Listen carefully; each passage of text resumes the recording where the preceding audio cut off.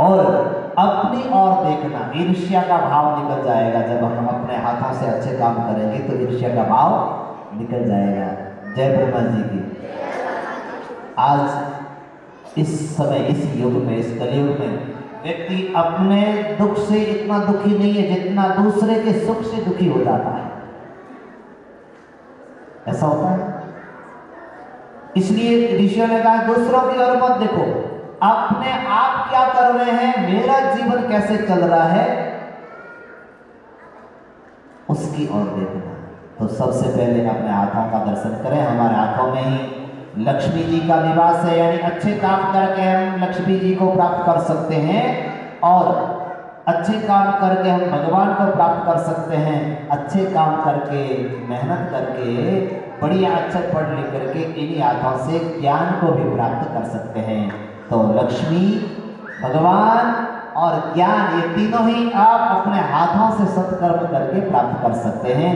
इसलिए ऋषियों ने कहा कि सबसे पहले अपने हाथों की ओर देखिए, फिर धरती माता को वंदन करना। देखो दिनचर्या हमारी कैसी होनी चाहिए, ये अगर ठीक हो गई तो जीवन पूरा ठीक हो जाएगा।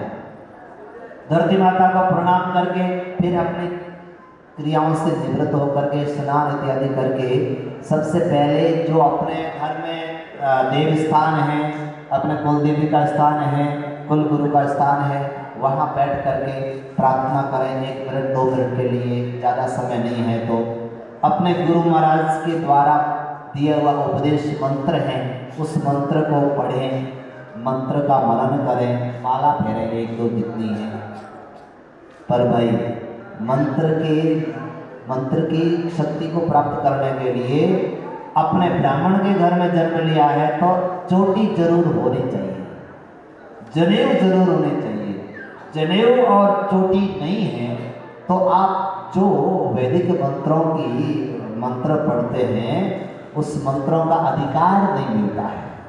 तो ये ब्राह्मण के कुल में आज बहुत सारे भाई लोग ऐसा कहते हैं कि बोले महाराज इन तो नियम और पालन नहीं कर सको तो पाप लागे। एक विचार करो बात आप कि अगर आप नियम का पालन नहीं करें, यानी जनेऊ पहन नहीं रहे हैं, चोटी राख नहीं रहे हैं, तो एक तो पूरा ही पाप लग रहा है ना। ब्राह्मण के कुल में जन्म लिया और अगर शिखा सूत्र तिलक धारण नहीं करेंगे, माला नहीं पहनेंगे तो सबसे बड़ा पाप, यानी किसी भी धार्मिक कर्म में आपकी योग्यता मिल नहीं, यज्ञ हवन करने की योग्यता मिल नहीं रही है। जब भी कभी हवन में बैठेंगे तो बिना चोटी वाले, बिना जनेऊ वाले को और बिना चोटी वाले को हवन में बैठ ही नहीं सकता, हवन कर ही नहीं सकता, देव कार्य करने में उनको योग्यता ही नहीं मिलेगी। तो ये सब कार्य नहीं करेंगे आप अगर शिखा धारण न करके और जनेऊ धारण करके, तो कितना बड़ा पाप कर्म करेंगे। इस बार तो भगवान ने आपको मनुष्य जन्म दिया है, ब्राह्मण कुल में जन्म दिया है, पर अगर आप ब्राह्मण के नियमों का पालना नहीं करेंगे तो अगली बार इस मनुष्य, इस ब्राह्मण कुल में तो जरूर नहीं भेजेंगे भगवान। इसलिए आप अवश्य इन नियमों का पालना करिए जो ये हमारे ब्राह्मण कर्म के हैं, चोटी रखना और जनेऊ धारण करना। तो अपने कुल देव और कुल देवी की पूजा करने के बाद में जब भोजन प्रसाद करते हैं तो उस समय भगवान को भोग लगा करके भोजन प्रसाद करना चाहिए। भगवान ने गीता में कहा कि जो मुझे अर्पण किए बिना भोजन करता है वह चोर है। कौन है? क्योंकि पूरा जगत की व्यवस्था है, पूरा जगत बनाने वाला, जगत में अन्न धन देने वाले कौन है? ईश्वर है, परमात्मा है। और हम उनकी वस्तु को उनको अर्पण किए बिना ही अगर लेते हैं तो भगवान ने कहा ते पापम अघनन्ति, वे पाप को खाते हैं और वे चोरी कर रहे हैं। इसलिए जो भी आप अपने घर में भोजन करते हैं तो पहले भगवान को भोग लगाएं। अब भोग लगाएंगे कैसे?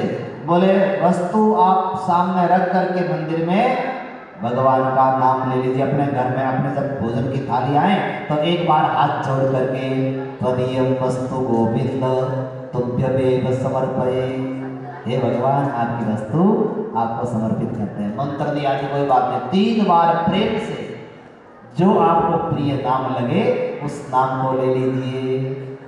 जय श्री राम, जय श्री कृष्ण। जो भी नाम आप बोलोगे 3 बार बड़े प्रेम से नाम उच्चारण कर लीजिए।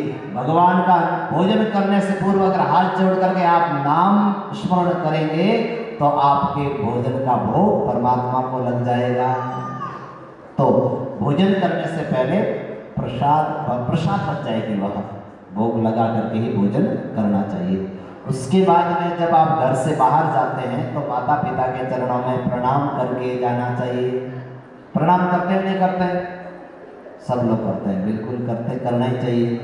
पर हमारे एक गुरुजी काशी में वे कहा करते आजकल लोगों का बुढ़ापे में गोड़ा करना दुखते, गोड़ा दुखते नहीं दुखते, महाराज गोड़ा कर दवाई बताओ बस भाई।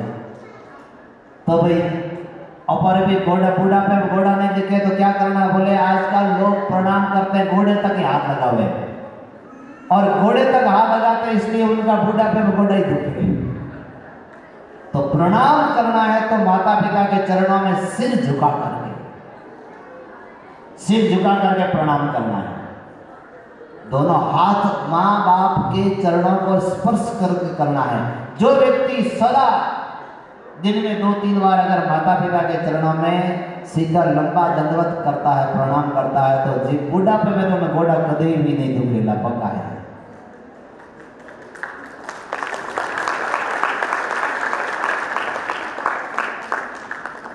जय ब्रह्मा जी। तो भाई हमेशा प्रणाम दोनों हाथों से ही करना। अच्छा, ये प्रणाम के फायदा क्या है? तो हमारे मनु महाराज जो हमारे लिए एक धर्म शास्त्र बनाया मनुस्मृति, उसमें बहुत सुंदर लिखा कि जो व्यक्ति नित्य प्रति अपने माता पिता और बड़ों को प्रणाम करता है उनको 4 चीजें मिलती हैं। क्या मिलते हैं? अभिवादनशीलस्य, एक बार बोलेंगे सब बच्चे बहने भाई बोलेंगे, अभिवादनशीलस्य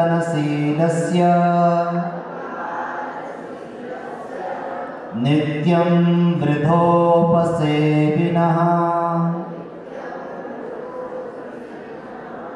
चत्वारि तस्य वर्धन्ते आयुर्विद्या यशोबलम्। इस श्लोक का भावार्थ है कि जो व्यक्ति विनम्र भाव से नम्रता के साथ में अपने से जो श्रेष्ठ है माता पिता गुरुजन भगवान उनको प्रणाम करता है दोनों हाथों से, और जब भी माता पिता बैठे रहते हैं तो ऐसे स्वस्ति हाथ करके प्रणाम करना चाहिए। ऐसे जब माँ बाप साथ में बैठे रहते हैं ऐसे हाथ जोड़ करके उनके दाहिने पैर पर अपना दाहिना हाथ और दावे पैर पर अपना दावा हाथ ऐसे लगे, दोनों हाथ जोड़ करके स्वस्ति हाथ करके उनके चरणों में प्रणाम करना चाहिए। अब इस छोटा सा कर्म है, फायदा क्या?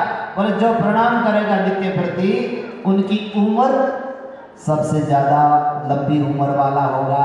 और जीवन में सबसे आवश्यक चीज क्या है? जय ब्रह्मा जी। उम्र अगर लंबी उम्र है तो जीवन में सुख है। तो ये उम्र मिलेगी कहाँ? बोले माता पिता के चरणों में प्रणाम करने से वे के आयुष्मान भव सौम्य। जब प्रणाम करते हैं तो माता पिता आशीर्वाद देते हैं। कोई नव पुत्र वधु आकर के प्रणाम करती है अपने बुजुर्गों के चरणों में तो चिर सौभाग्यवती भव, ये आशीर्वाद देते हैं। और आशीर्वाद मिलता कब है? बोले माँ बाप की आज्ञा रो पालन करे, माँ बाप की सेवा करे, जड़ी हृदय आशीर्वाद मिले। अगर कोई प्रेम माँ बाप बात नहीं करे फिर माँ बाप रो आशीर्वाद तो मिले पर वो हृदय रो आशीर्वाद मिलना लेना है तो माता पिता की सेवा कर और प्रसन्न करना, बस सेवा से ही प्रसन्न हो सकते हैं। बाकी क्या हम उनको हम क्या दे सकते हैं? तो यह नित्य प्रति माता पिता के चरणों में प्रणाम करने से, गुरुजनों के चरणों में प्रणाम करने से सबसे पहले आयु मिलेगी और दूसरी विद्या ज्ञान, तीसरा यश और चौथा बल।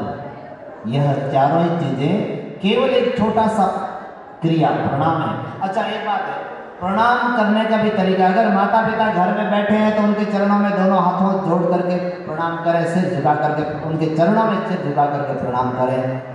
रास्ते में कोई चलते, अभी ये बहुत सारे जब हम गुरु महाराज जी आते हैं तो आप लोग एकदम रास्ते में प्रणाम करना, क्योंकि बहुत दिनों के बाद में आए हैं तो मन रहता नहीं, वहीं आप प्रणाम एकदम लंबी दंडवत कर रहे हैं, जुलूस चल रहा है वहाँ प्रणाम, पर वहाँ पर आपको केवल दोनों हाथ जोड़ करके प्रणाम करना चाहिए। रास्ते में बढ़ते चलते हुए कोई अगर मिल गए आपके श्रेष्ठ जिनको आप मानते हैं तो वहाँ पर हाथ प्रणाम कैसे करना है, दोनों एक हाथ अपने हृदय के पास में जोड़ करके सिर झुका करके प्रणाम करना है। प्रणाम की विधि शास्त्र में बताई, कर सिर संयोग प्रणाम, हाथ आपका हृदय के पास में जोड़े और सिर नीचे, आपका जो नाक है वह इन हाथों से लगे। यह प्रणाम की बहुत सुंदर विधि है। तो बाहर कहीं भी रास्ते में चलते हैं, किसी को भी मिलते हैं तो वहां प्रणाम ये करना। और जब अच्छा मंदिर के अंदर, मंदिर में जैसे आप प्रणाम करने के लिए जाते हैं तो मंदिर में भगवान के सामने किसी को भी प्रणाम नहीं करना, मंदिर में केवल भगवान को ही प्रणाम करना। कभी कभी आते हैं कि गुरु महाराज जी मंदिर में आ गए तो तुरंत मिले और वहीं से आप लंबी दंडवत प्रणाम करके प्रणाम कर लिया, पर मंदिर के अंदर केवल भगवान को छोड़ करके प्रणाम नहीं करना। सुबह उठते ही माता पिता के चरणों में प्रणाम करना, फिर वापस सोने से पूर्व माता पिता के चरणों में प्रणाम करना, ये 2 टाइम तो हमेशा याद रखना है।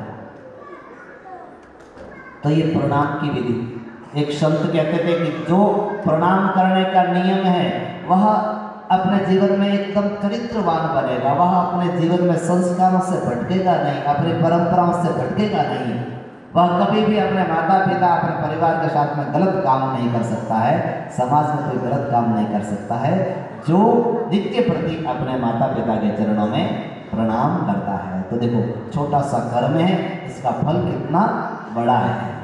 तो आज के बाद में नित्य प्रति यह प्रणाम अब करते हैं, आप बिल्कुल करते हैं, पर एक हाथ से करते हैं, पर आज के बाद दोनों हाथों से करना है। अब प्रणाम करने के बाद में जब बाहर जाते हैं तो बाहर जाने के बाद में वापस जब आते हैं उस समय मेरे जो बहनें हैं, जो भाई लोग हैं, युवा भाई लोग हैं, बाहर आप पढ़ने के लिए जाते हैं, अगर कोई भी बात कोई भी घटना आपके बाहर होती है तो आप जरूर अपने से बड़े जो घर में हैं माता पिता हैं उनके साथ में उस बात को अवश्य बताना, छुपाना नहीं। कोई भी बात अगर आप अपने परिवार से छुपाएंगे तो वह धीरे धीरे बहुत बड़ी बात होकर के बाद में अपने जीवन में बहुत बड़ा संकट आ जाएगा। आजकल के युवा भाई बहुत मित्र बनाते हैं, मित्र बनाना कोई बुरी बात नहीं है, पर मित्र जब एकदम अपने घर में आ जाते हैं, स्कूल के समय मित्र हो तो स्कूल तक ही रहे, आपके घर में अगर आ जाएंगे तो मित्रता का ज़्यादा व्यवहार आप अगर करेंगे तो अपने लक्ष्य से भूल जाएंगे। इसलिए ज़्यादा मित्र बनाने वाला विद्यार्थी वह कभी भी इतना पढ़ाई में ध्यान नहीं दे सकता है। अगर मित्र बनाना है तो आपके स्कूल में पढ़ने वाला सबसे श्रेष्ठ है, उनके साथ में मित्रता करिए। अच्छे संस्कारवान कोई व्यक्ति हैं, उनके साथ में आप मित्रता करिए तो वो मित्रता से बहुत बड़ा लाभ होगा। पर मारवाड़ में मित्रता बड़ी अलग है।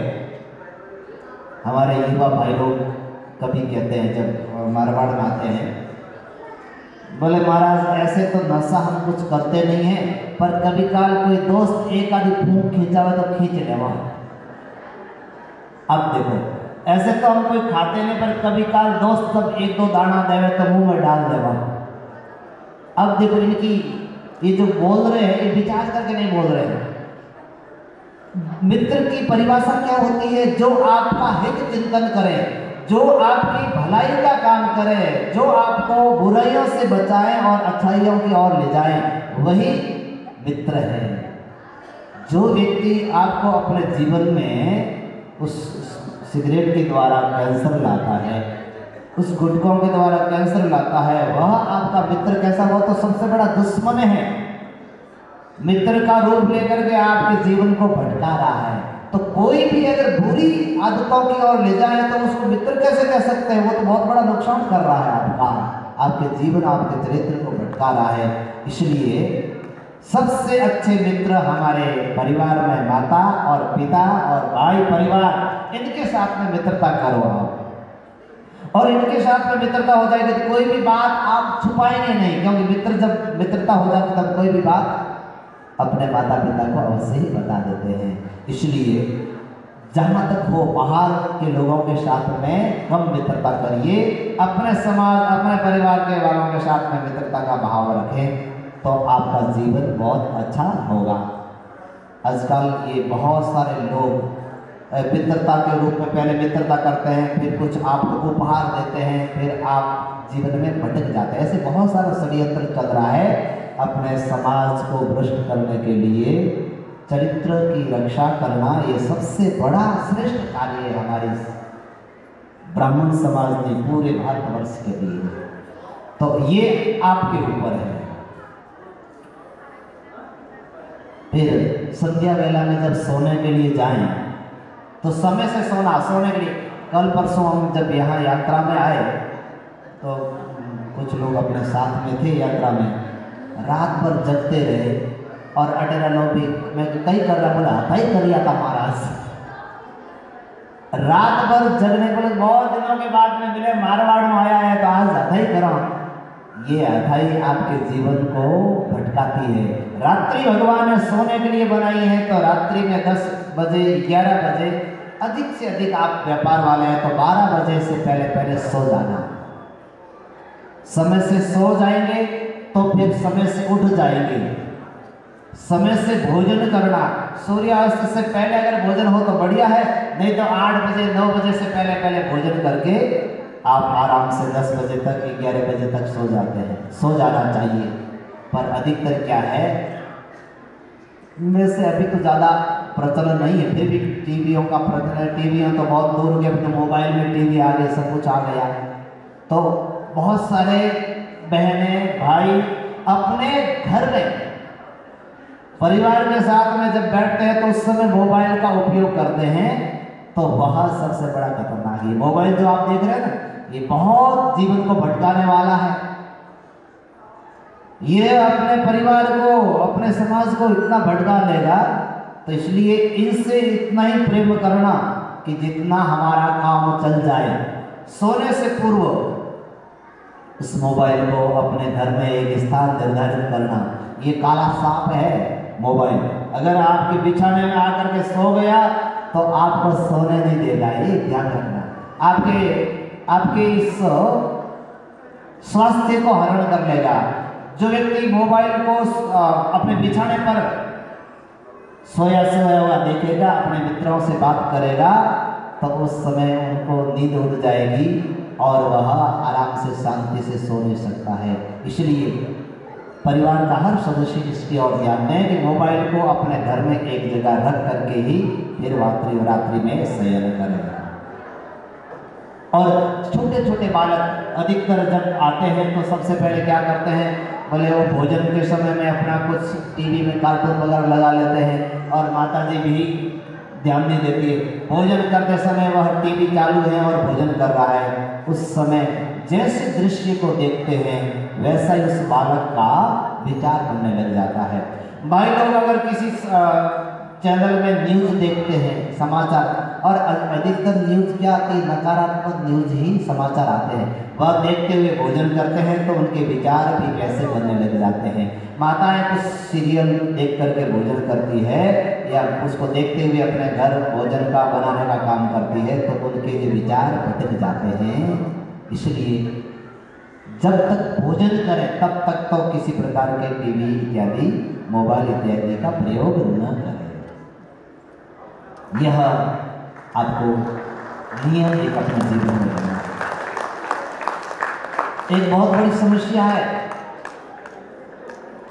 जय ब्रह्मा जी की, सुनना माताओं के लिए विशेष करके, जब कोई भी बालक आपका छोटा सा बालक रोता है तो रोते हुए बालक को तुरंत, बालक रोता किस लिए, मोबाइल के लिए, और माता जी तुरंत उनके हाथ में मोबाइल पकड़ा लेती है और बालक खुश हो गया तो माता जी बड़ी प्रसन्न हो गई। पर ध्यान रखना, अगर 12-13 साल 15 साल से कम बालक को आपने अपने हाथ में मोबाइल दिया तो आप ही अपने हाथों से अपने आने वाली पीढ़ी को, अपने बच्चे के सारी शक्तियों को नष्ट कर रहे हैं। वह अपंग बना रहे हैं, अपाहिज बना रहे हैं दिमाग से और पूरे शरीर से। इसलिए विशेष करके माताओं बहनों को इसकी ओर ध्यान देना है कि अपने छोटे बच्चों को मोबाइल कभी भी नहीं पकड़ाना है, चाहे वह रोए या नहीं रोए, चाहे वह रोए या वो चुप रहे, पर मोबाइल को साधन आपको नहीं अपनाना। अगर आप अपने परिवार, अपने बच्चों का भला चाहते हैं तो इसकी ओर विशेष करके माताएं ध्यान दें। भाई लोग भी विशेषकर कभी छोटा बालक रोता है तो तुरंत मोबाइल पकड़ा लेते हैं, तो इसकी और विशेष करके आपको ध्यान देना है। हमारे आने वाली इस पीढ़ी के लिए जितना हो सकता है इस मोबाइल से इनको दूर रखना है। ये अगर आपने ये कर लिया तो सबसे बड़ी समाज की सेवा आपने कर ली। जय ब्रह्मा जी की। विशेष करके अपने पहनावे पर आप लोग आज बाहर आए हैं तो बहुत बड़ा गर्व है कि अपने सब अपनी जो एक समाज की परंपरा की वेशभूषा है उसको आप धारण करके आए हैं, और हमारे बहनों को भी जो हमारी पारंपरिक वेशभूषा है वही पहन करके अपने बाहर, घर से बाहर निकलना है, परिवार समाज के कार्यों में जाना है।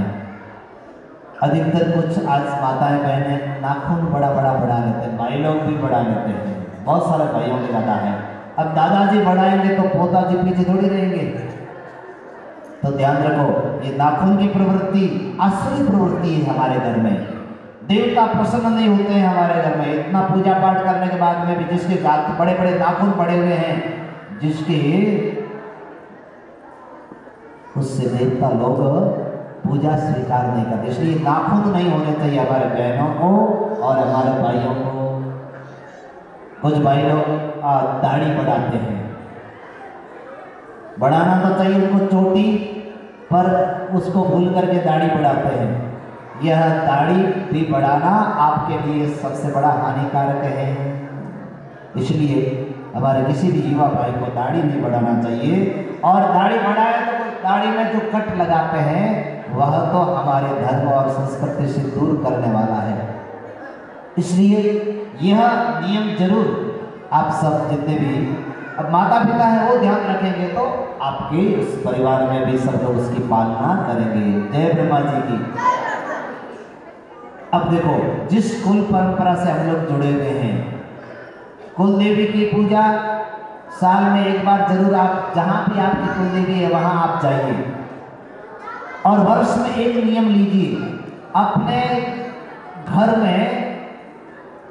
महीने में एक बार तो हवन होना चाहिए पूर्णिमा के दिन। केतेश्वर भगवान हमारे समाज के कुल गुरु हैं, उनके नाम से पूर्णिमा के दिन हवन होना चाहिए। अब तो आपके यहाँ मंदिर बन गया बढ़िया, और अपने घरों में प्रति पूर्णिमा के दिन एक एक नारियल का हवन जरूर करें। राजस्थान में जब आते हैं तो अपने ब्रह्मधाम आशोत्तरम आकर के गोले में धुना गोला का हवन करें। और अगर आप यहाँ पर बाहर हैं, प्रवास में, प्रदेश में हैं, तो यहाँ पर अपने घरों में प्रति पूर्णिमा का एक घोड़े का हवन करिए, जिससे आपको पूरे महीने का यज्ञ का फल मिल जाएगा।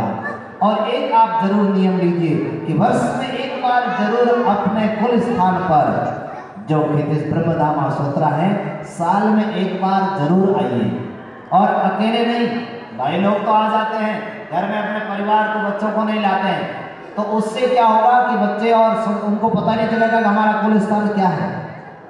आपको अपने पूरे परिवार के साथ में, बच्चों के साथ में आना है, और आकर के दर्शन करके लिए निकलना नहीं है। पूरी एक रात्रि वास करना, घर पे सोना, वहां पर भी सोना है, तो एक रात्रि आपको निवास अपने कुल गुरु के स्थान पर करना है।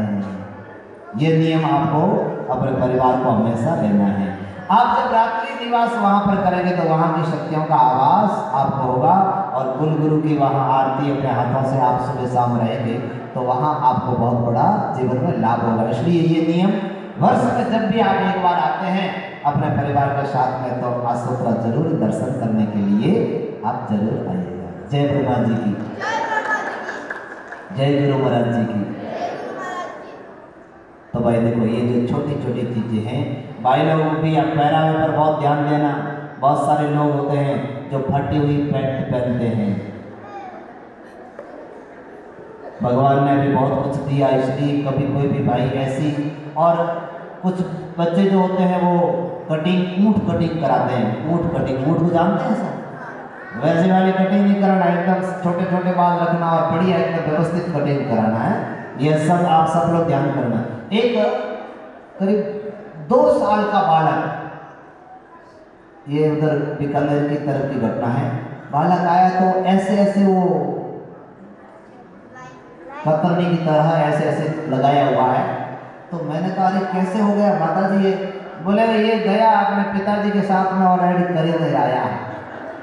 अब देखो, माँ बाप स्वयं, आपको हंसी आती है पर मुझे बड़ा दुख होता है कि माँ और बाप जब उस 2 साल के बच्चे की कटिंग जब करा रहे हैं उस तरह की, तो वो क्या कहाँ अपने परिवार को ले जा रहे हैं, कहाँ अपने किस तरफ ले जा रहे हैं। इसलिए बहनों भाइयों और आप सब लोग ध्यान दो कि अपने जो मूल संस्कार हैं उसको आप मत भूलिए, उसकी और पूरा ध्यान देंगे तो अवश्य ही आप लोग जो अपने कमाए पुण्य का अर्थ है उससे बहुत जीवन में सुखी होंगे, और आप सुखी होंगे तो आप दूसरों को भी सुखी करेंगे। गृहस्थ जीवन को सुखी करने के लिए माता पिता की आज्ञा का पालन अवश्य करिएगा। जिस भाई बहन ने अगर माता पिता की आज्ञा का पालन नहीं किया, बड़े बड़े तीर्थ कर रहे हैं, बड़े बड़े मंदिर बना रहे हैं और माँ बाप के साथ में अगर अच्छा व्यवहार नहीं है, तो आप घर में कभी सुख शांति से अपने जीवन में सुख शांति प्राप्त नहीं कर सकते। इसलिए माँ बाप की आज्ञा का अगर आपने पालन कर लिया, उनके चरणों में प्रणाम कर लिया, उनकी अगर सेवा कर ली, तो आपके सब तीर्थों का लाभ आपको मिल जाएगा। जिन्होंने माँ को माता पितरो तृप्यन्ति सर्व देवता तृप्यन्ति, जिन्होंने अपने माता पिता को प्रसन्न कर लिया सेवा से, तो उनके लिए सब देवता उनके ऊपर कृपा सदैव बनाए हुए रखते हैं। इसलिए सदैव आप अपने माता पिता की, और माता पिता प्रसन्न कब होंगे? बोले उनकी आज्ञा का पालन करने से वे प्रसन्न होंगे। इसलिए सदैव माता पिता की आज्ञा का पालन करें, और इससे आपके जीवन में आप हमेशा प्रसन्न रहेंगे और अपने मूल परंपराओं को सदैव आप अपने जीवन में धारण करते भी रहें। जरूर ये भवन अब बन गया तो आप जरूर यहाँ फिर गुरु महाराज जी के आशीर्वाद से आते जाते रहेंगे। आप भी ब्रह्मधाम आसोत्रा गुरु महाराज जी के चरणों में आते जाते रहिएगा।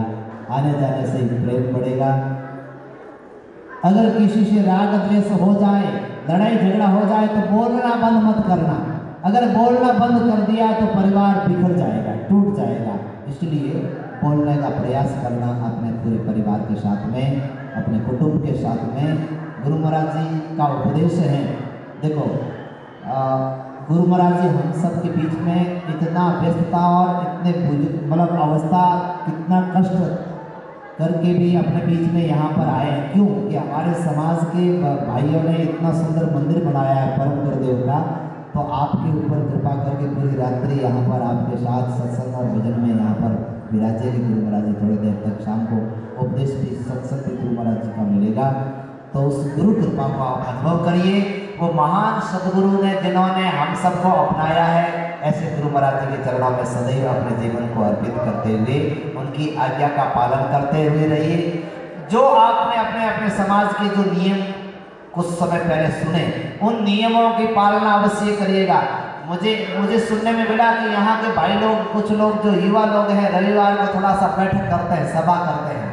पर ध्यान रखना, अगर आपने गुरु महाराज जी के उस उपदेश का उल्लंघन किया तो सबसे बड़ा दुखी, सबसे बड़ा पाप कर्म आपके हाथों से हो जाएगा। इसलिए गुरु महाराज जी ने जो नियम अपने समाज के लिए लगाया है कि आपको नहीं सभा करनी है, अफीम खिलाना है, खाना है तो अपना घर का खाओ पर दूसरों को खिलाना नहीं है। जो भी बुजुर्ग लोग खाते हैं, युवा लोग अगर किसी घर में अपने ब्राह्मण कुल में नशा कर रहे हैं तो उस घर के देवता लोग पूजा को स्वीकार नहीं करते। इसलिए विशेष करके हमारे युवा भाई लोग इसकी ओर ध्यान देंगे कि किसी प्रकार का नशा न हो। नशा आपको और अपने परिवार का नाश कर देता है। गुरु आज्ञा का पालन करेंगे तो आपका सबसे बड़ा उपकार होगा, सबसे बड़ा भला होगा। ये जो अपने संस्कार शिविर इस प्रतिष्ठा के उपलक्ष्य में 1 घंटे का रखा है, रखना तो 3 घंटे का, पर 1 घंटा ही बहुत है अभी, क्योंकि मुझे वापस अभी वापस अभी बेंगलोर से आए हैं, फिर वापस जाना। ये यात्रा बड़ी अच्छी हुई कि आना जाना, पर वह आपके लिए मेरे छोटे भाई, मेरे बहनें और मेरे जो युवा भाई हैं, उनकी विशेष आग्रह था कि यह जो जीवन व्यवस्थित हो उसके लिए हम कुछ 1 घंटा बैठ करके सत्संग बातें की। अभी हम अपने वाणी को विराम देने से पूर्व एक और विशेष सूचना है कि अपने गुरु महाराज जी की प्रेरणा से ब्रह्मधाम आशोत्रा पर समाज के हर वर्ग को जोड़ने के लिए, हर वर्ग को सुखी करने के लिए एक बहुत बड़ा एक आयोजन हो रहा है। अभी 2 और एक बहुत बड़ा सम्मेलन हो रहा है अपने राज्य पुरोहित समाज के 9 दंपतियों का सम्मेलन, क्योंकि गृहस्थ जीवन को सुखी बनाना है। और जीवन, ये जो परिवार बनता बिगड़ता कब है? बोले 1 साल में अगर बन गया तो बन गया, और बिगड़ गया तो भी। पति पत्नी में अगर तालमेल बैठ गया 1 साल के भीतर तो वह जीवन भर बैठा हुआ रहेगा, और 1 साल के भीतर अगर नहीं बैठा तो जीवन भर पछताते रहेंगे, जीवन भर दुखी रहेंगे। इसलिए गुरु महाराज जी ने प्रेरणा दी कि 9 दंपतियों का सम्मेलन अपने ब्रह्मधाम आशोत्रा में करो। आज अपने समाज के जितने भी विवाह हुए हैं 9 दंपतियों के, 2019 से लेकर के 2020 के अप्रैल तक जितने भी विवाह हुए हैं, वे जोड़े दोनों ही पति और पत्नी ब्रह्मधाम आशोत्रा में 2 मई को 7 बजे से पहले ब्रह्मधाम आशोत्रा पहुंचना है। और 3 मई के दिन पूरे दिन भर की उनके लिए एक दिव्य संस्कार शाला का आयोजन किया गया है। इसलिए आप अपने परिवार में जिन्होंने भी 9 दंपत्ति विवाह किया है, वे सब अवश्य इसमें भेजेंगे, ताकि उनका जीवन बढ़िया संस्कारित मिले और संस्कारवान हो। ऐसा प्रयास गुरु महाराज जी की प्रेरणा से किया जा रहा है।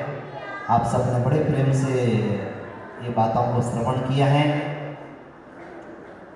बस इन महान सद्गुरुओं के चरणों में हम लोग वंदन करते हैं, जिन्होंने हमारे समाज को आज इतना आगे बढ़ाने के लिए अपना तन मन धन अर्पण किया। ऐसे महान कुल गुरु खेतेश्वर भगवान के चरणों में बारंबार वंदन करते हैं। एक एक क्षण समाज के लिए बिताया, ऐसे महान शिक्षा सारथी पूज्य आत्मानंद जी महाराज के चरणों में वंदन करते हैं, जिन्होंने एक शिक्षा की ज्योत जगाई, और उसी शिक्षा की ज्योत को आगे बढ़ाना के लिए आपका और हमारा सभी का काम है। जो भी वर्तमान में जो संत लोग हैं उनका काम है। उसी के लिए अपने गुरुकुलों की योजना अपने समाज में हम लोगों ने प्रारंभ की है। आप अपने बच्चों को संस्कार युक्त शिक्षा देने के लिए गुरुकुलों में अपने बच्चों को अवश्य भेजें। अंग्रेजी माध्यम का भी गुरुकुल पद्धति की शिक्षा देने के लिए अगर आप चाहते हैं तो अपने खेतेश्वर विद्यापीठ बड़ली जोधपुर में, जो बहुत बड़ा एक शिक्षण संस्थान है, अगर कोई आपका बच्चा अंग्रेजी माध्यम से यहाँ पढ़ रहा है तो अब संस्कार समाज के अनुकूल शिक्षा अगर आप देना चाहते हैं तो विद्यापीठ खेतेश्वर में अवश्य ही अपने बच्चों को आप वहाँ पर भेजिएगा। अंग्रेजी माध्यम के, हिंदी माध्यम के, कोई भी माध्यम है तो वहाँ अवश्य अपने बच्चों को आप भेजें, ताकि शिक्षा और संस्कारों से वह बालक जुड़ा रहे। बस अब आपका जीवन में एक ध्येय हो कि हमारे समाज में शिक्षा के साथ साथ में संस्कार हो। जितना हो सकता है आपकी पुण्य की कमाई, जहाँ पर भी आपके गांव में हो, आपके जिले में हो या आपके राज्य में, कहीं पर भी शिक्षा के लिए अगर आपको कहीं भी कोई अर्थ मांगता है तो अवश्य ही आप उनका सहयोग करिएगा, क्योंकि ये सबसे पवित्र कार्य है शिक्षा और संस्कार।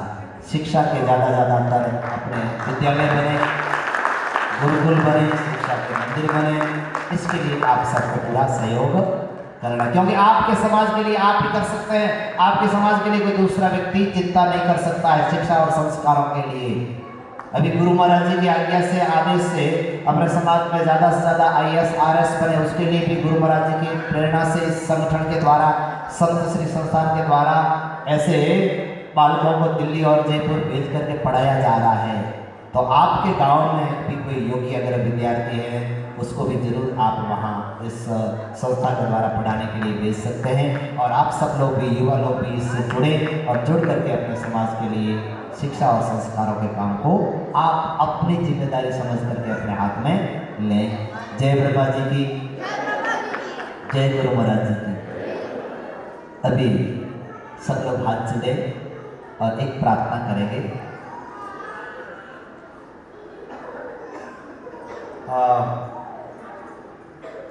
5 मिनट का समय, अगर किसी की कोई प्रश्न है, कोई जिज्ञासा है अपने समाज को लेकर के,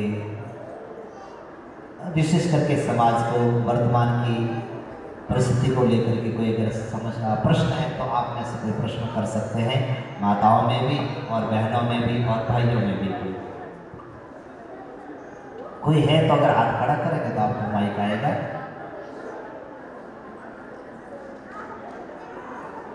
सबों ने हाथ जोड़ दिया, बोले महाराज सब समाधान हो गया।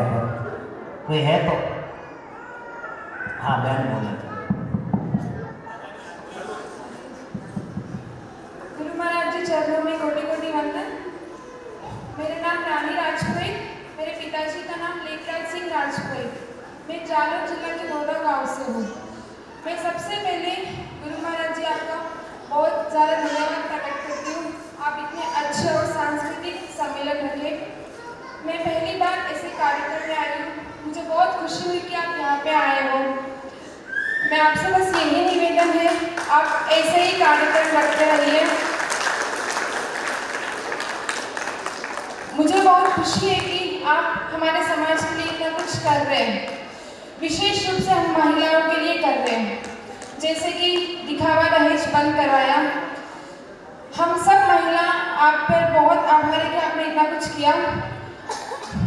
मुझे आपसे कोई प्रश्न नहीं है, लेकिन आप छोटी सी बात पूछना चाहती हूँ। हम सारी महिलाओं की तरफ से क्यों एक महिला को सत्य के नाम से रोक दिया जाता है? ऐसा क्यों हो रहा है? बहन, ये समस्या आपकी नहीं, पूरे समाज की है। इसके लिए जागृति चाहिए। हर बहन, हर भाई अगर इसकी चिंता करेगा, योग्यता अपने अंदर होगी, तो अपने आप इस समस्या से बाहर आ सकते हैं। माता पिता और भाई बहन सबको इसके बारे में चिंता करनी पड़ेगी, तभी जाकर के ऐसी समस्या से। ये सही बात है बहन का, बहुत समस्या आटे सट्टे में देते हैं और वो एक जगह बिगड़ता है तो दोनों परिवार बिगड़ जाते हैं, और कभी कभी अयोग्य के साथ में भी देना पड़ता है। ये बहुत सारी घटनाएं समाज में देखी जाती है।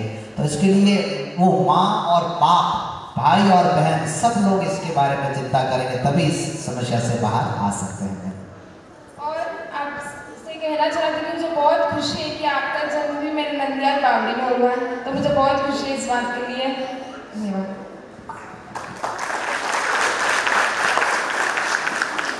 बिल्कुल बहन, मुझे प्रसन्नता है कि मेरा जन्म इस स्कूल में हुआ है और मेरे समाज एक बहुत बड़ा रहा, मतलब बहुत सर्वश्रेष्ठ समाज है। मेरे अंदर कोई सामर्थ्य नहीं है, महान गुरु की कृपा है और उनकी ही प्रेरणा से हम आज जो भी युवाओं के सहयोग से आज कर रहे हैं वो ही करवा रहे हैं। भगवान श्री कृष्ण जैसे कहते हैं, निमित्त मात्रम भव सभ्य साचिन। हम तो केवल निमित्त मात्र हैं, वे सब प्रेरणा देते हैं और वे हम सबको उपयोग लेकर के यंत्र के रूप में करवा रहे हैं। ऐसे महान सद्गुरुओं के चरणों में हम लोग बारंबार प्रणाम करते हैं कि वे सदैव अपने शिक्षा संस्कारों से हम सबको जोड़े रखें।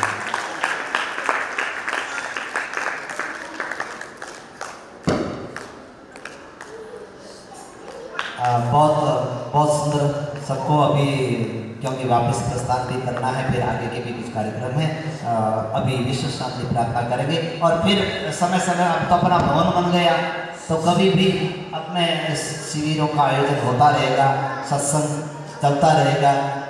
एक आधार मिल गया आप सबको, पर एक आप लोग ध्यान रखिएगा, कल कुल गुरुदेव भगवान की प्रतिष्ठा है, उनको प्राण के रूप में आप वहाँ पर स्थापित कर रहे हैं विग्रह के रूप में। तो एक नियम आप जरूर लीजिएगा कि सुबह उठ करके, जैसे आप देखते हैं जैन परंपरा में छोटे छोटे बच्चों को साथ में लेकर के धोती पहना करके अंगुली पकड़ करके जैसे मंदिर में ले जाते हैं, उसी तरह से आपको भी इस नियम की पालना करना है कि जब तक आप अपने आसपास में कुल गुरु के दर्शन न कर लें तब तक आप प्रयास करिएगा कि दिन में सुबह दर्शन करने के बाद में ही वहाँ से आप बाहर घर पर जाएं। यह प्रत्येक परिवार यहाँ रहने वाले वह नियम लेंगे। नित्य प्रति आप कुल गुरु का दर्शन करके पूजा पाठ करके फिर कोशिश करिए सुबह शाम की आरती में बच्चों को ले जाने के लिए। यह जब करेंगे तो अपने आप ही अपना जीवन भटकेगा नहीं और सत संस्कार हम सब में रहेंगे। ऐसे महान सदगुरुओं के चरणों में प्रणाम करते हैं। यह प्रतिष्ठा का इतना दिव्य कार्यक्रम, भव्य कार्यक्रम परसों जब हमारे साथ में आए वहाँ से बेंगलोर से, तो वो लोग करें अरे हम लोग तो बड़े बड़े महानगरों में भी ऐसा रथ वाला काम नहीं कर सकते, छोटे से गाँव छोटे से नगर वालों ने इतनी बड़ी योजना, इतने बड़े रथ, इतना बड़ा कार्यक्रम, भव्य कार्यक्रम। तो ये कैसा ही महान गुरु की प्रेरणा है और आप इतने छोटे नहीं हैं, आप तो बहुत बड़े हो गए इस आंध्र प्रदेश में नाम है। तो ये क्योंकि आपका समर्पण है उन महान गुरुओं के प्रति, केतेश्वर भगवान के प्रति, श्री सद्गुरु भगवान के प्रति। बस यही प्रार्थना करते हैं कि समर्पण सदैव आपका बना रहे, सद्भाव आपका बना रहे, प्रेम और श्रद्धा बनी रहे, तो अपना जीवन का कल्याण ही नहीं परम कल्याण अवश्य ही हो जाएगा। जय गुरु महाराज जी। अभी आप सब लोग हाथ जुड़े और एक प्रार्थना करेंगे। उस प्रार्थना को नित्य प्रति आपको अपने घर में, अपने देवालय में सुबह शाम जब भी अवसर मिले आपको अवश्य ही करना है। सब लोग हाथ जोड़ करके प्रार्थना को दोहराएंगे।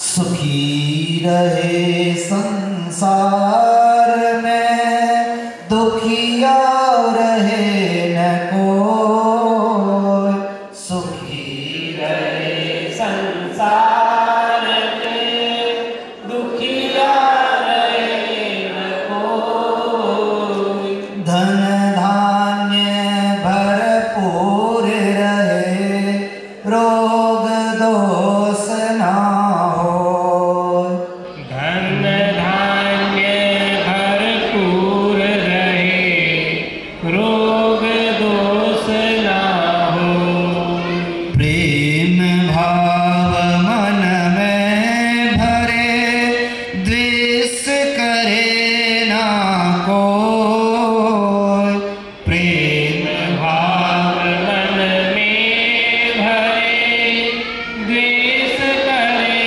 ना कोई, गुरु चरण सेवा करे, मन भगवन में हो, गुरु चरण सेवा करे, मन भगवन में हो, ब्रह्मा जी भगवान की जय हो, केतेश्वर भगवान की जय हो, माता पिता गुरुदेव की जय हो, जय ब्रह्मा जी की, जय ब्रह्मा जी की, जय गुरु महाराज जी की। आज का हमारा ये है बालक बालिका संस्कार सम्मेलन संपन्न हुआ। चंदन सिंह जी, मैं पहले भगवान केतेश्वर भगवान के शरणों में प्रणाम करता हूँ और गुरु जी के प्रणाम करता हूँ। और आपने जो ये नशा मुक्ति का जो चलाया है वो हमको बहुत अच्छा है समाज में। पर हर पूर्णिमा को जो भगवान केतेश्वर जी के आसोत्रा धाम में जा रहे हैं और वही लोग मतलब नशा मुक्ति का मतलब कोई ये नहीं चला रहे, तो इसमें वही बोल रहे हैं कि भाई हम रोज भगवान जी के मंदिर जा रहे हैं और इधर जब बाहर आते हैं तो वो लोगों को जोर जबरदस्ती नशा मतलब जो अफीम वगैरह है वो खाने का जोर जबरदस्ती करते हैं। वो व्यक्ति सबसे बड़ा पाप कर्म कर रहे हैं, विश्वासघात कर रहे हैं अपने साथ में कि गुरु महाराज जी के दर्शन करने के लिए पूर्णिमा में जाते हैं और बाद में अगर वो इस गुरु महाराज जी के नियम को तोड़ते हैं तो वह कभी भी जीवन में सुख और शांति प्राप्त नहीं कर सकते हैं। क्योंकि इतना बड़ा समाज में गुरु महाराज जी ने परिवर्तन लाने के लिए केतेश्वर भगवान की इच्छा से निकाले लाए। जब स्वयं गुरु महाराज जी उसकी पालना करते हैं तो जो भी जुड़े हुए हैं पुण्य वाले उनका तो और जिम्मेदारी बनती है कि कोई अगर दूसरा करता है तो उनको उससे निवारण करने के लिए प्रयास करना चाहिए। वो हर महीने जैसा होते उधर जाते हैं। अभी वो शायद नहीं करेंगे इस बात को। मैंने गुरुदेव कोशिश भी की थी, एक बार मैंने वीडियो भी बनाया था और मैंने उनको डराया भी था कि भाई मैं व्हाट्सएप के ऊपर मैं भगवान को भेज रहा हूँ, तो फिर उन्होंने मेरा बहुत विरोध भी किया था। अभी आप बता दीजिएगा, मुझे नाम व्यक्तिगत बता। अभी व्यक्तिगत नाम तो गुरु ऐसा है आराम से समझ में इनके सबके सामने वो नहीं बता सकता हूँ, पर इसलिए मुझे बता दीजिए। मैं आपको वीडियो बता सकता हूँ, जो जोर जबरदस्ती करते हुए मैंने वीडियो लिया वो भी मेरे पास है। अब प्रयास करेंगे हम लोग मिल करके। जय गुरुदास।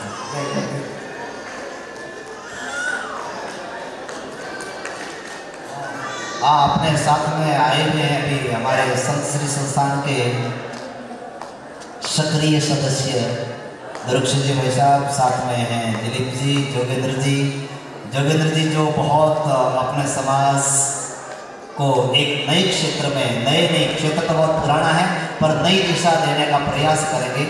तो आप आकर के कुछ अपने विचार समाज के सामने रखना चाहेंगे। आदरणीय जोगेंद्र जी साहब।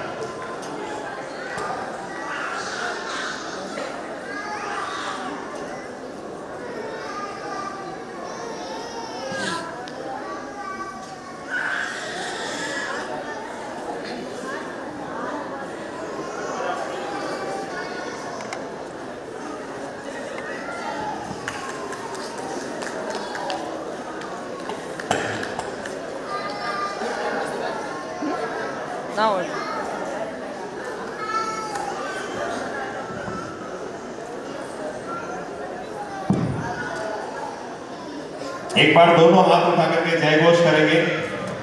बोलिए खेतेश्वर भगवान की, ब्रह्म धाम की, सतगुरु देव की, तुलसाराम जी महाराज की।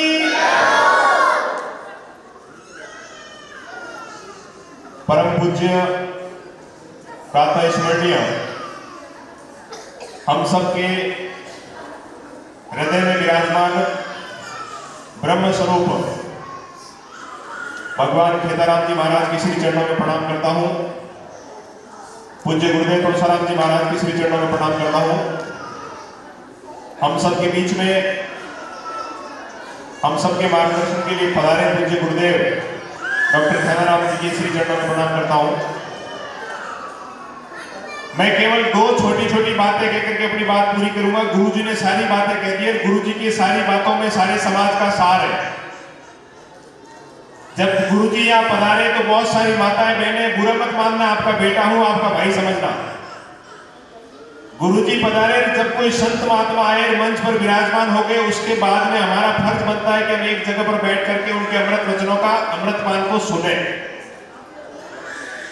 ये सौभाग्य जीवन में हर किसी को नहीं मिलता है और ये एकमात्र राजपुरोहित समाज है जिसको दुनिया के सबसे सर्वोत्तम और श्रेष्ठ संतों का सानिध्य मिला है। पूज्य खेताराम जी बावची का सानिध्य हमको मिला, पूज्य तुलसाराम जी बावची का सानिध्य हम सबको मिल रहा है। और समाज में युवाओं को एक सपना है समाज का कि मेरे समाज की बहनें, मेरे समाज के भाई संस्कारवान बने, चरित्रवान बने। इसलिए पूज्य गुरुदेव डॉक्टर ध्यानाराम जी के नेतृत्व में संत श्री संस्थान के माध्यम से देश भर में काम किया जा रहा है। इन संस्कारों से व्यक्तिगत किसी का कोई जुड़ाव नहीं है, लेकिन इन संस्कारों के माध्यम से मेरे समाज के बहन भाई शिक्षित बनकर के समाज के लिए काम करें, देश के लिए काम करें, एक सपना है। यहाँ बहुत सारी माताएं बहनें बैठी है, ये छोटी छोटी बहनें यहाँ पर आई है, समाज के बंधु यहाँ विराजमान है। मैं आप सबसे करबद्ध निवेदन करता हूँ, ये गड़प्पा नगरी बहुत महापुरुषों की नगरी है। इसका मूल नाम गुरुदेव गड़प्पा, और गड़प्पा का मतलब द्वार होता है, और भगवान तिरुपति के दर्शन का एक द्वार मानते हैं इसको। और आंध्र के अंदर सर्वाधिक महापुरुष यहाँ आसपास के एरिया में हुए, इसलिए बड़ी पावन भूमि है। और राजपुरोहित समाज को बधाई और शुभकामनाएं देता हूं कि इतने गांव से दूर हजारों किलोमीटर इस गड़प्पा की भूमि पर भी आपने अपने व्यापार से पूज्य खेताराम जी बावची का नाम रोशन किया है, राजपुरोहित समाज का नाम रोशन किया है। इसलिए आपको तहे दिल से बधाई देता हूं, शुभकामनाएं देता हूं।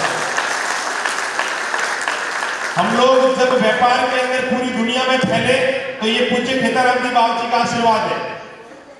हम लोग सामाजिक क्षेत्र से मजबूत हुए तो पूज्य तुलसाराम जी बावची का मार्गदर्शन है।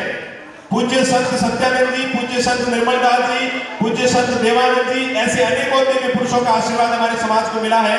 लेकिन मैं केवल दो निवेदन करता हूँ, समाज में सबसे ज्यादा जरूरी है हमारी बेटियां बहनें संस्कारवान बने। भाई संस्कारवान बने वो जरूरी है, लेकिन बहनों का संस्कारवान बनना जरूरी है, क्योंकि वो दो दो घरों का लालन पालन करती है। एक तो वो अपने माँ बाप के घर में रहेगी तो उस घर को संस्कार देगी, दूसरा वो जिस ससुराल में जाएगी वहां पर संस्कार देगी। इसलिए बहनों का संस्कारवान होना जरूरी है। और आखिर एक माँ भी बहन का रूप होती है। 20 साल बाद उसी बहन की कोख से जब समाज का अगला कोई पुत्र पैदा हो तो वो संस्कारवान बने। इस समाज को 20 साल बाद में, 10 साल बाद में जब परिणाम मिले तो वो परिणाम इतना अच्छा हो कि पूज्य खेताराम जी बाबू जी का, पूज्य तुलसाराम जी का सपना पूरा हो कि मेरा समाज संगठित हो, मेरा समाज संस्कारित हो, मेरा समाज शिक्षित हो। दूसरा मेरा ये निवेदन है, हम अपने परिवार में बैठे, आप इसको अदरवाइज नहीं लें, इससे नाराज नहीं हो, परिवार की बात कर रहा हूं। व्यापार में हमने लाखों रुपए कमाए, करोड़ों रुपए कमाए, लेकिन लाखों रुपए कमाने के बाद में भी अगर संतान में संस्कार नहीं है तो आपके करोड़ों रुपए कमाए हुए कोई काम के नहीं। अगर आपका बेटा सुबह उठ के आपके पैर छूने में शर्म महसूस करता है तो आपके करोड़ों रुपए कोई काम के नहीं है। आपने अपने बेटे में खूब पैसा लगा दिया क्योंकि आपको खूब पैसा भगवान ने दिया, खेताराम जी बाबू जी ने दिया। आपने अपने बच्चे में 10 लाख लगा करके उसको MBA बना दिया, लेकिन उसको आपके पैर छूने में शर्म आती है तो वो बेटा आपके काम का नहीं है, वो पैसा आपके काम का नहीं है। और मैं पूज्य महाराज जी के आशीर्वाद से बोल रहा हूं कि 70 साल 80 साल की उम्र में आप इस चीज को एहसास करोगे कि पूरा जीवन पूंजी कमाने में लगा दिया, लेकिन सबसे बड़ी कोई पूंजी है आपकी तो वो आपका संतान है। संतान से बड़ा कोई सुख नहीं इस दुनिया में और संतान से बड़ा कोई दुख नहीं।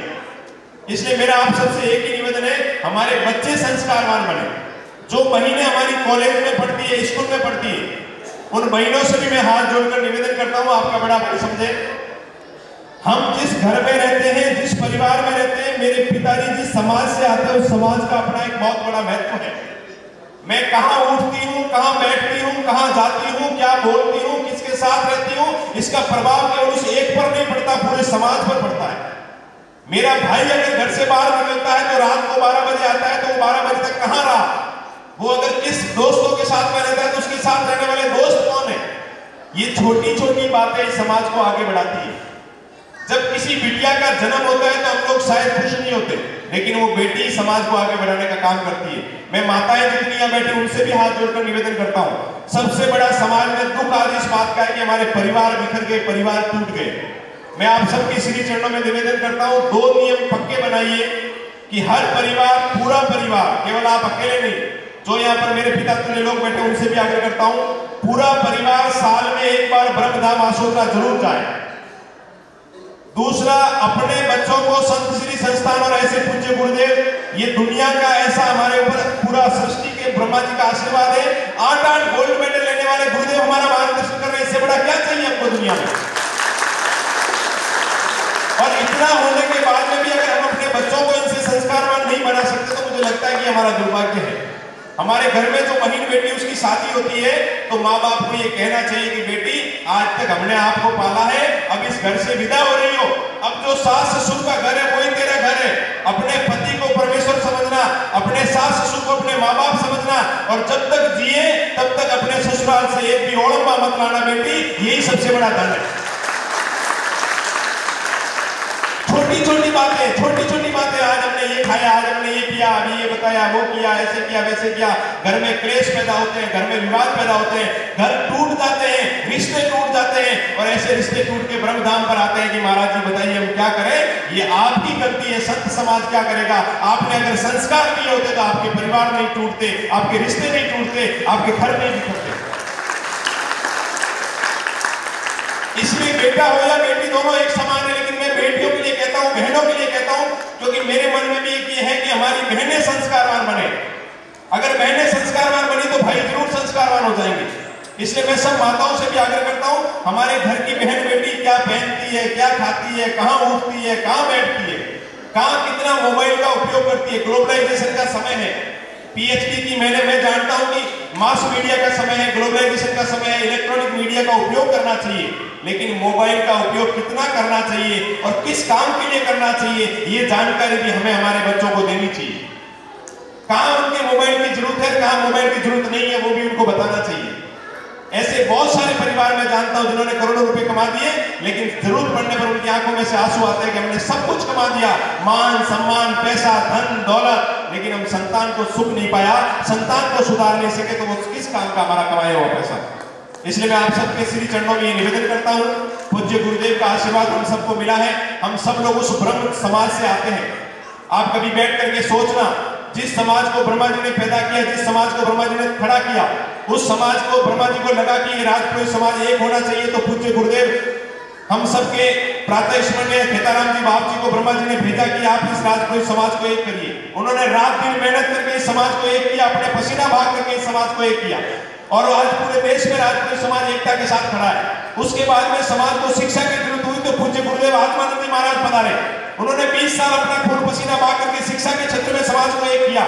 और जब आज समाज को संस्कारों की जरूरत है, समाज को चरित्रवान युवाओं की जरूरत है, तब हमारा सौभाग्य है कि पूज्य गुरुदेव डॉक्टर घनाराम जी पधारे। ये एक समाज के ऊपर बहुत बड़ी देन है ब्रह्मा जी की, ये सृष्टि के अंदर बहुत बड़ी देन है। मैं आप सबके श्री चरणों में निवेदन करता हूँ, हमारा समाज बहुत आगे बढ़ रहा है, हम सब लोग संस्कारवान बने, चरित्रवान बने। ये जो आने वाली छोटी छोटी बालक बालिका, ये जो पीढ़ी है, यही आने वाला राजपुरोहित समाज है। यही 10-20 साल में समाज का नाम रोशन करेगा। इसी में से कोई डॉक्टर बनेगा, कोई इंजीनियर बनेगा, कोई RS बनेगा, कोई IAS बनेगा। लेकिन वो सब बनने के बाद में भी इनको सुबह उठ करके सबसे पहला गर्व होना चाहिए कि मैं राजपुरोहित समाज का बेटा हूँ, मेरे माँ बाप मेरे भगवान हैं, इनके चरण स्पर्श करके मैं समाज में आगे बढ़ सकता हूँ। ये उनके मन में होना चाहिए, उनके मन में माँ बाप के प्रति सम्मान होना चाहिए। ऐसे संस्कारवान लोग समाज में खड़े हो, ऐसी हमारी सबकी इच्छा है। संत श्री संस्थान के माध्यम से पूज्य महाराज श्री देश भर में जो काम कर रहे हैं, मैं आप सबसे हाथ जोड़कर निवेदन करता हूँ, जो बुजुर्ग यहाँ पिता तुल्य बैठे हैं, उनके ऊपर तुलसीराम जी महाराज का पूरा आशीर्वाद है, आपको पूरा मार्गदर्शन मिल रहा है। माताएं बहनें, उनके ऊपर भी पूरा आशीर्वाद है। लेकिन जो बालक बालिकाएं आपकी समाज में तैयार हो रही है, उनको इस संस्थान से जोड़ करके, पूज्य महाराज जी से जोड़ करके प्रयास करिए। कोई ऐसा परिवार नहीं है जो साल में एक बार महाराज जी के साथ आकर के व्यक्तिगत बात करे, 10 मिनट बैठ करके, 5 मिनट बैठ करके। कोई हमारा अपना समाज है, हमारा अपना घर है, कोई किसी भी तरह का विवाद है सार्वजनिक मंच पर नहीं करना चाहिए, किसी भी तरह की कोई क्लेश है सार्वजनिक मंच पर नहीं करनी चाहिए। आकर के महाराज जी से बात करिए, महाराज जी हमारे सबके अपने हैं, महाराज जी ये समस्या है, इसका समाधान बताइए। मैं दावे के साथ कहता हूँ समस्या का समाधान होगा, हमारा परिवार अच्छा होगा। और दूसरा एक अंतिम निर्णय कर रहा हूँ, अंतिम निवेदन कर रहा हूँ मैं आपसे, परिवार में प्रेम रखिए। आप अगर बड़े बड़े चढ़ावे ले लोगे, लाखों रुपए बोल दोगे, करोड़ों रुपए बोल दोगे, लेकिन अगर भाई भाई से नहीं बोलता है तो भगवान आपसे कुछ नहीं हो सकता। इसलिए भाई भाई में प्रेम रखिए, परिवार में प्रेम रखिए। परिवार कब एक रहेगा, भाई भाई से बात करने में खुश होगा, भाई भाई के बच्चे आपस में बोल करके खुश रहेंगे, गले मिल करके खुश रहेंगे, हर त्योहार हम साथ में मनाएंगे, हर त्योहार को साथ में उठेंगे बैठेंगे, तभी हमारा ये समाज पूर्ण रूप से समृद्ध समाज बनेगा और दुनिया के सब समाजों का नेतृत्व करेगा। आप सब लोगों का बहुत बड़ा सौभाग्य है कि हम सब लोग आज इस एक मंच के माध्यम से इस समाज को दिशा देने के लिए संतों का मार्गदर्शन हम सबको मिल रहा है। कडप्पा की इस भूमि पर आप सब लोगों ने मेहनत करके जो राजपुरोहित समाज का नाम रोशन किया है। पूज्य गुरुदेव बता रहे थे कि यहाँ 20-25 परिवार रहते हैं, लेकिन राजपुरोहित समाज के हिंदुस्तान में जितने भव्य मंदिर बने हैं, उसमें से सबसे अच्छा भवन जो है, अगर 10 भवन को सेलेक्ट किया जाए तो मुझे लगता है सबसे बढ़िया भवन कडप्पा ने बनाया। इसलिए आप सबको मैं तहे दिल से बधाई देता हूँ, शुभकामनाएं देता हूँ। आप सबको निवेदन करता हूँ, पूज्य महाराज जी के आशीर्वाद से दिन दूनी रात चौगुनी हम प्रगति करें, लेकिन हमारा लक्ष्य, हमारा ध्येय, हमारा ब्रह्मधाम के प्रति समर्पण और हमारे बच्चों में संस्कार कैसे हो, इसका चिंतन जरूर करें। जय गुरुदेव की, जय ब्रह्मा जी की।